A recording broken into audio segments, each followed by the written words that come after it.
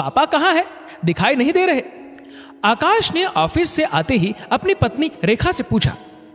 जी वह वर्मा अंकल के घर गए हैं, रेखा ने जवाब दिया। और बच्चे? राहुल ट्यूशन गया है और जय यहीं सामने के पार्क में दोस्तों संग खेल रहा है, रेखा ने कहा। आकाश की शादी को 15 साल हो चुके थे और उसकी मां का 2 वर्ष पहले देहांत हो चुका था। उसके पिता राजेंद्र प्रसाद जी अपनी पत्नी के गुजरने के बाद काफी अकेलापन महसूस करने लगे थे। गुमसुम से बस अपने कमरे में पड़े रहते या वर्मा अंकल के घर चले जाते। पहले तो हर शादी समारोह पार्टी की जान होते थे मम्मी पापा। आकाश की पत्नी रेखा का बर्ताव भी राजेंद्र जी के प्रति कुछ खास ठीक नहीं था। बस 3 टाइम का खाना परोस कर चली जाती।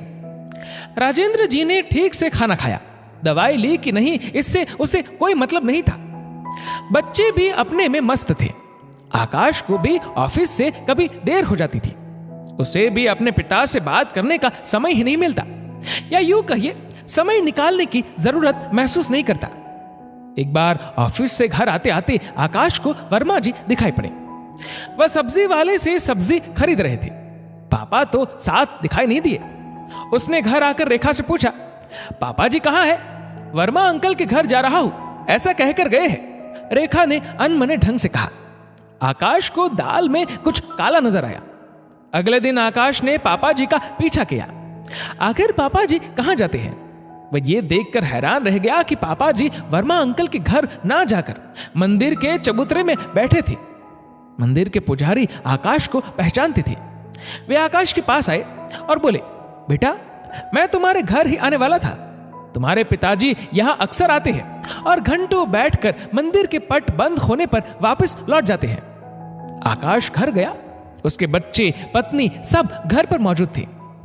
उसने कहा, हम अपनी जिंदगी में इतना मशगूल हो गए कि पापा जी का अकेलापन देख ही नहीं पाए।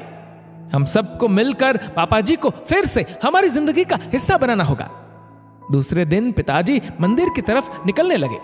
तभी उनका बड़ा पोता राहुल कहता है, दादाजी मैंने सुना है आप हिंदी साहित्य में बहुत रुचि रखते थे। मुझे हिंदी का यह चैप्टर समझ में नहीं आ रहा, क्या आप मुझे थोड़ा समझा देंगे? हाँ क्यों नहीं, राजेंद्र जी बोले। रोज सुबह बहू राजेंद्र जी के कमरे में चाय दे आती थी, लेकिन आज उसने राजेंद्र जी से कहा, आइए पापा जी साथ में बैठकर हम सब चाय पीते हैं। चाय पीते पीते आकाश बोला, देखो ना पापा मैं कितना मोटा हो रहा हूं। आज से रात के खाने के बाद हम वॉक करने जाया करेंगे। राजेंद्र जी को बहुत खुशी हुई। एक दिन शाम को छोटा पोता पार्क में अपने दोस्तों के साथ खेलने जा रहा था। वह जबरदस्ती राजेंद्र जी को साथ ले गया। पार्क में उनके हम उम्र लोग लाफिंग योगा कर रहे थे। वह भी उसमें शामिल हो गए।